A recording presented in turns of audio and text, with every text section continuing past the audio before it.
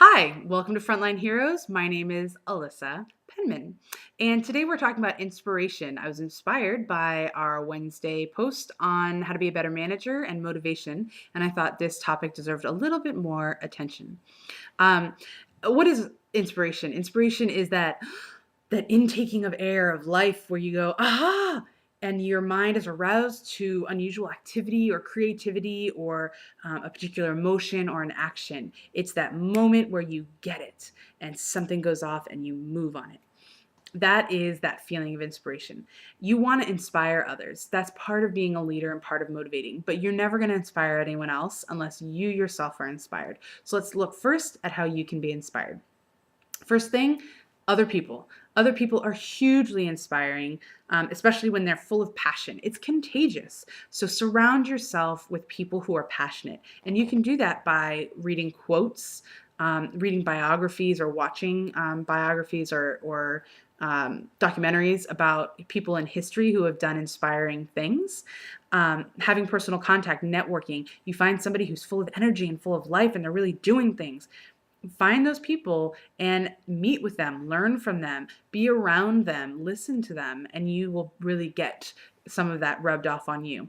Mentors are an excellent, excellent way to have regular, consistent, not every week, not every month necessarily. I mean, if you can, great, but it doesn't have to be, to have that kind of contact with someone who's really pushing you and feeding you and inspiring you. So be around other people who are inspirational first and foremost. The second thing is personal spiritual development. Using spiritual in the broadest sense possible, you need to build space for inspiration in your life. Space where you're kind of quiet and you're taking things in to allow that pop.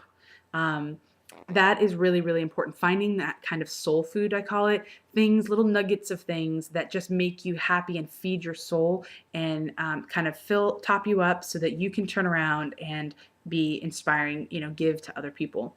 Identify what your true passions are and align your life with that. That's hugely, hugely important. And that's going to take a lot of soul searching. It's going to take a lot of quiet time of reflecting and saying, what do I really want from life? And is this it? And the third way that I think that we are really inspired after being around other people who are inspirational and by making space for personal spiritual development is learning. I think learning is probably the part that makes us the most inspired, offers the most opportunity for inspiration.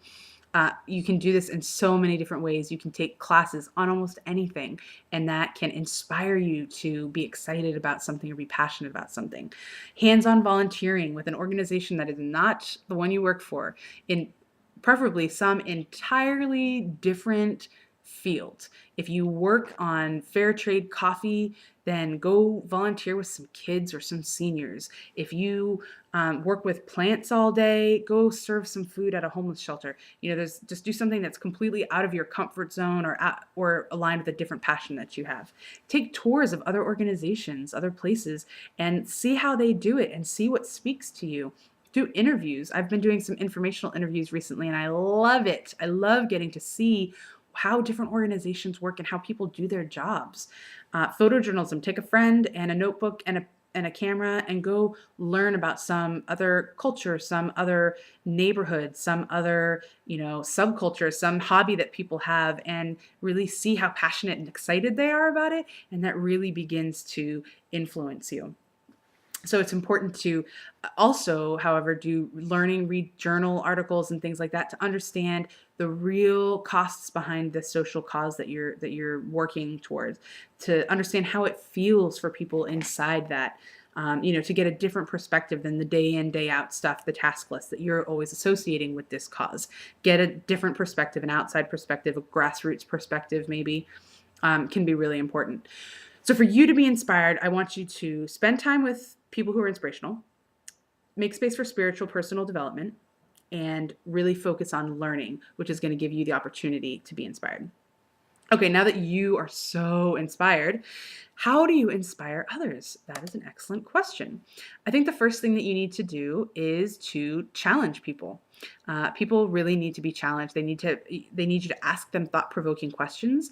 They need you to take them with you when you go someplace so that they can experience firsthand that other thing and what it looks, feels, smells, tastes like, sounds like. So go take them with you, and they will be so excited and really deeply moved. Um, the first thing is to challenge them. Then you really need to be vulnerable. You need to share with them, not overshare, but share with them the good, the bad, and the ugly. Not the politics, not the organizational drama, but of the cause, the issue. What happens when I was at City Team, people would overdose, people would die, people would leave, and it was sad. And I had to share it with them. And then I was able to counsel them through that process as they went through. It was important to share the whole gamut with them, that it wasn't just smiley roses all the time, because that's not reality. And they were inspired by that, by the whole picture. They were really inspired by that. Um, the tell your story and journey, that's an important one. How did you end up being here? Because I think we can really fall victim to the Mother Teresa thing, where it's like, oh, I could never do what you do. Of course you could do what I do. I'm a person just like you are. I was raised in this kind of environment. I went to this kind of a school, and I did this kind of a thing, and I started volunteering here, and then I got really excited about it, and I decided to be here full time. And not, you don't have to be full time doing this, but together we can do this. Sharing that journey really helps inspire them. You can be that inspirational person to them. And use a blog, use an email, and a monthly e-newsletter, work it into your little spiel when you do tours. Use that journey everywhere. Be vulnerable with them. The third thing to do is to have a vision and share it. Describe what your perfect world is. This is where we're going. It doesn't have to be just what the organizational vision is. It needs to be your personal vision, because it's not going to sound true if you don't believe it. So here's where we want to go. Here's how this program, this piece, this project, this whatever fits into getting us from here to there.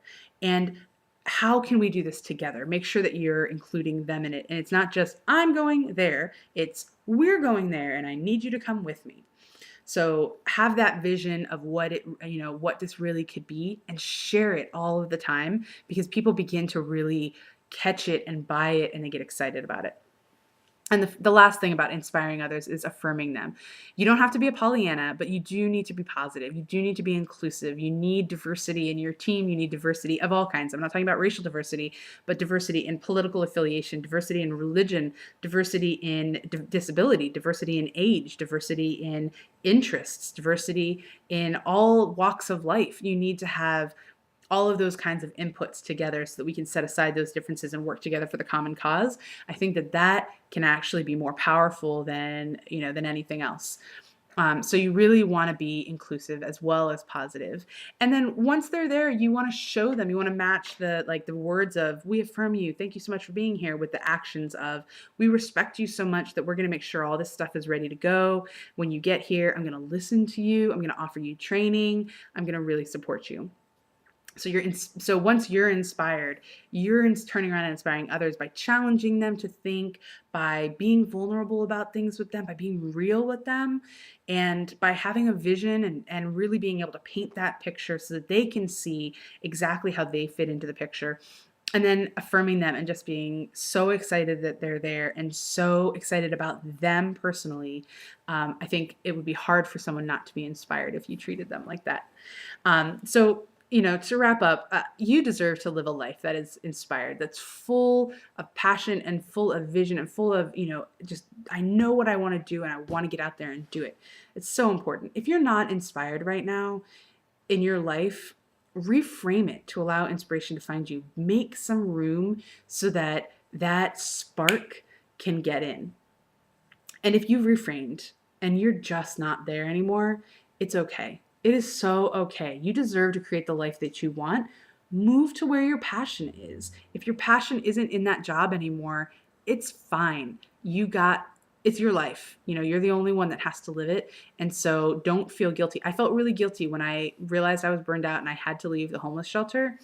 I felt guilty about that. But I want to tell you, you do not have to feel guilty about it, because you deserve to live such a full life. So be inspired, find what inspires you. I would love to hear more about what inspires you, and then turn around and share that with other people. And once you're inspired, it's going to be so hard not to be like, yay, I love my life, because it's just, you can't do it. You can't hide your light under a bushel. So share that with people, encourage them to share it, and just build a culture of, mutual excitement and affirmation and inspiration, wherever you're going. Ask people to share quotes with you, ask them to be involved in this process. I really think that you'll find that it is makes things exciting and makes you excited to go to work every day, most days. Maybe not Mondays. So thank you very much, Frontline Heroes, for tuning in. And I look forward to talking to more of you soon. Bye.